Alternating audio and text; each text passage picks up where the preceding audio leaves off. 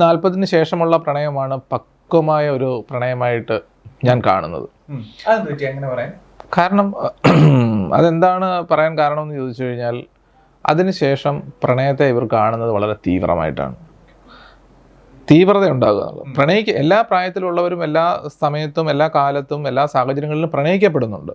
പക്ഷെ ഇതിൻ്റെ തീവ്രത എന്ന് പറയുന്നത്, അതായത് ചേർത്ത് പിടിക്കാൻ കാണിക്കുന്ന മനസ്സ്, ഇമോഷൻസിന് കൊടുക്കുന്ന വാല്യൂസ് കുറച്ചുകൂടെ മെച്യൂർ ആവും.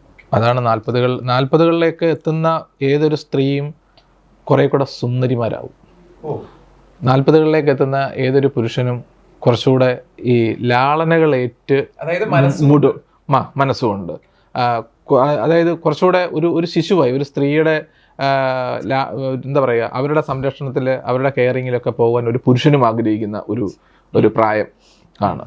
കാരണം ഇവരുടെ ഓട്ടപ്പാച്ചിലുകൾക്കിടയിൽ അവർക്ക് കിട്ടുന്ന ഒരു മാനസികമായ റിലാക്സേഷൻ, പ്രണയിക്കപ്പെടുന്നവർക്കിടയിൽ, ഞാൻ എല്ലാവരുടെയും കാര്യമല്ല പറയുന്നത്, പ്രണയത്തെ വളരെ കാവ്യാത്മകമായി കൊണ്ടു നടക്കുന്ന മനുഷ്യർക്കിടയിൽ, അപൂർവം ചില മനുഷ്യർക്കിടയിൽ ആ ഒരു സാഹചര്യത്തെ പറയുന്നതാണ് നമ്മളുടെ 40കളിലെ പ്രണയം എന്ന് പറയുന്ന സിനിമയിലൂടെയുള്ള നമ്മുടെ കഥയും. എൻ്റേത് നായികയുടെ കൂട്ടുകാരിയാണ്. അവരുടെ 2 കൂട്ടുകാരികളിൽ ഒരാളാണ് ഞാൻ.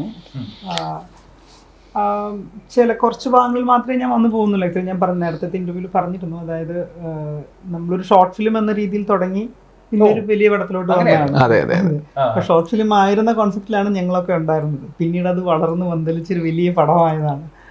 അപ്പം അന്നേരം ഒരു ചെറിയ ഭാഗമുള്ളൂ, പക്ഷെ ഉള്ളത് ഇച്ചിരി നന്നായി ചെയ്യാൻ പറ്റിയിട്ടുണ്ട്. അതുകൊണ്ട് നായികയുടെ കൂട്ടുകാരിയാണ്.